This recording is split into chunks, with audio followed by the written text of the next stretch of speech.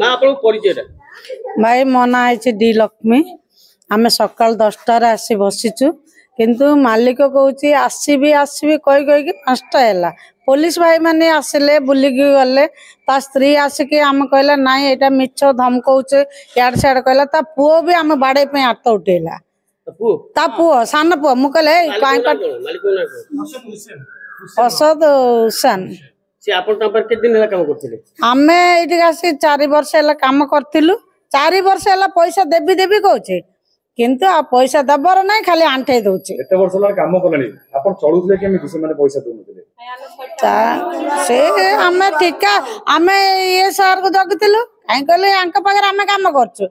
से सरदार है जे आमे ठिकादार किंतु तांको आमे मागुछु आज देबी काली देबी एमिति भंडेला देखिला को मेन मालिक ये अच्छा ठीक है आपण ए नहीं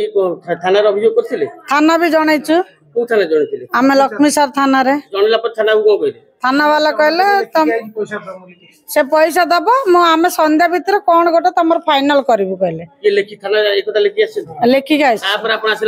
आसिला को एटी किछि नै मालिक नै के नै केते आपण बाकी आपण लक्षे कोटी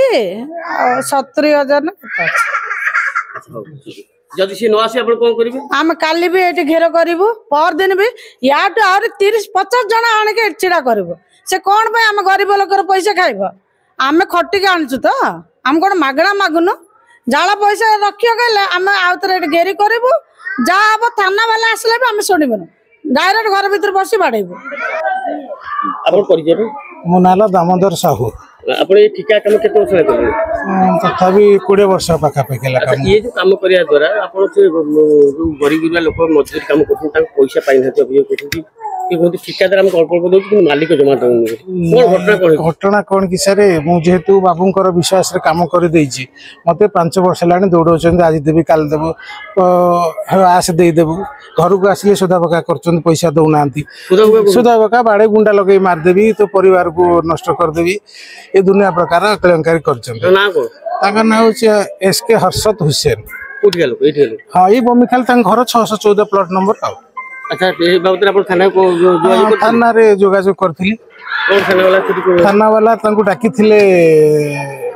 आज तो आपण 2 दिन तळे डाकिथिले ताकि से अंडरटेकिंग लेखिके आस्थिला जहा पैसा पत्र अछि गोटे दिन भीतर दे दे माने से काली दबा कथा काली आउ थाना वाला फोन कले मोबाइल बंद आउ गला नाही सेठु बाध्य होई कि लोक माने जेतु हम घर को गले गले चलो जीवा बाबू को घर को मु पैसा देइचंती कि नाही त माने बुझिबो जे देई कि मु नै आछि त माने को देई नै ताले आपण जहा मत थाना दियो जहा दबा कथा देबे किंतु आमे आसी बसचु तो सकाळो नाही कहले जाउची थाना बाबू आस्तिले कहले हम फोन करछु अपेक्षा कर घंटे भीतर आसीबे घंटे रु 10टा रो आसी कि 6टा धइलाणी आ आसुना आपण नाटा कहबे मामा मोना पार्वती गुप्ता के दिन रे काम करथिले 4 वर्ष हला आपण पेमेंट कोन मजूर दियंती ना जमा दियंती मजूर दियंती जे हमर ठिकादार नाई नाई बेले कि सब दिन को एता हाथ रो पैसाटा अल्प अल्प करके हमको दिए हमें चले हां अल्प अल्प करके ना दिए मोटा पैसा मिलिनी कह के हमको ये मालिक कहू पैसा नाही एबिका एबे मु देबी नै सेटा काहे के बोल ठिकादार हमको जा कहू हम सया सुनु एठी आसला पैसा आसु ना एबे हम सकाळ 10टा रो मासी गेट बहिजु बोक उपास से हम पाको से जमा देखा करा ए न आसु कोन करू न आसले काली की भी आसे पे कहउछन से पे काली आसीबे बेली कहउछन जदि काली की न आसे पुलिस भी आसते पुलिस भी हमको पचार पचारे करले आमे कहलु से कहले थाले एडी बस देखिया से केते घंटा भीतर बाहर भी बाहर ने संध्या 6टा 7टा बाजिया कहले भी बाहर रे